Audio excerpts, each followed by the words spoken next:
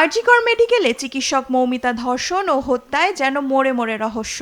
1 মাস পেরিয়ে গেলেও রহস্য উন্মোচনে রীতিমতো ব্যর্থ তদন্তকারীরা। এর মধ্যেই সোমবার সুপ্রিম কোর্টে এ মামলার দ্বিতীয় শুনানি বসে প্রধান বিচারপতি DY চন্দ্রচূড়ের বেঞ্চে। তদন্ত নিয়ে ওঠে নানা প্রশ্ন। আদালতের শুনানির শুরুতেই স্ট্যাটাস রিপোর্ট জমা দেয় central bureau of investigation CBI। এ সময় ময়নাতদন্ত নিয়ে প্রশ্ন তোলেন রাষ্ট্রপক্ষের আইনজীবী। জানতে চান সিসিটিভি ফুটেজ প্রসঙ্গে। একই সঙ্গে প্রশ্ন ওঠে FIR নিয়েও। ঘটনার দিন রাত 11:15টায় FIR দায়ের করা হয়েছিল শুনে আইনজীবী ফিরোজ এডোলজি বলেন, 27 বছরের কর্মজীবনে এমন মামলা দেখেননি তিনি। জেনারেল ডায়েরি এন্ট্রি করার সময়ও ভুল বলে দাবি এডোলজির।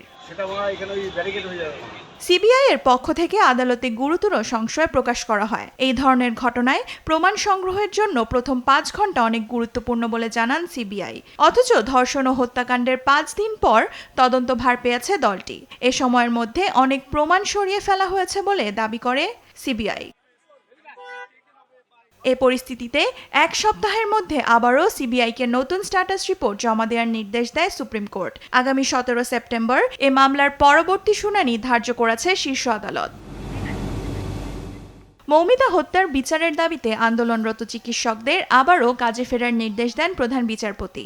এবার মঙ্গলবার বিকেল 5টার মধ্যে কাজে ফেরার সময়সীমা বেঁধে দিল আদালত। তা না হলে যদি রাজ্য তাদের বিরুদ্ধে কোনো পদক্ষেপ নেয় তাহলে সে দায় আর সুপ্রিম কোর্ট নেবে না বলে জানান বিচারপতি DY চন্দ্রচূড়। দেওয়ান মুবাশশিরা হোসেন, নিউজ ডেস্ক, দেশ টিভি।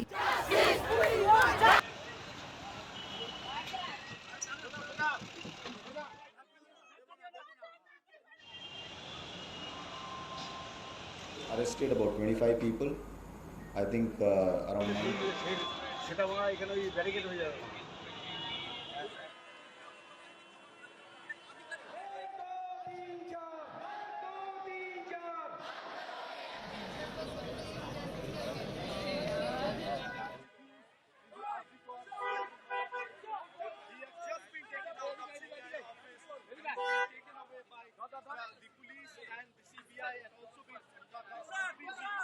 কপিল সিব্বল যে টাইমলাইন দিয়েছিলেন তাতে কিন্তু অসন্তোষ প্রকাশ